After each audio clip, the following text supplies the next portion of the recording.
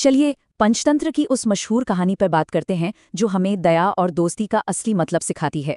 एक बहुत ही दिलचस्प सवाल है, क्या एक नन्हा जीव जंगल के सबसे ताकतवर राजा की जान बचा सकता है? विरोधाभास देखिए, एक तरफ खूंखार विशालकाय शेर गहरी नींद में है और दूसरी तरफ एक बेहद छोटा शरारती चूहा। असली ड्रामा तब शुरू होता है जब ये चूहा सोते हुए शेर को अपना खिलौना समझकर उस पर कूदने लगता है। शेर गुस्से में तिल मिलाता हुआ उठता है और डरे हुए चूहे को अपने नुकीले पंजों में कसकर दबोच लेता है। मौत सामने देखकर चूहा गिड़गिड़ाता है। वो शेर से वादा करता है कि एक दिन वो उसकी मदद जरूर करेगा। इस पर शेर का रिएक्शन कमाल का था। एक इतने छोटे जीव की ये बात सुनकर वो जोर जोर से हंसने लगा।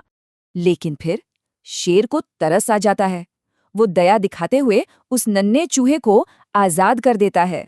कुछ दिन बाद कहानी अचानक खतरनाक मोड़ लेती है।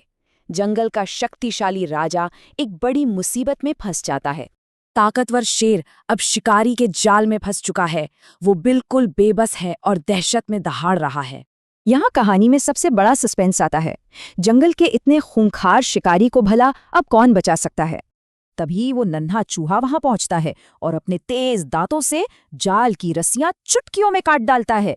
ये पल वाकई भावुक कर देने वाला है। आजाद हुआ शेर नम आंखों से अपने नन्हे रक्षक को देखता है। उस खौफनाक दिन के बाद से ही दोनों में एक बेहद अनोखी और जिंदगी भर चलने वाली दोस्ती बन गई।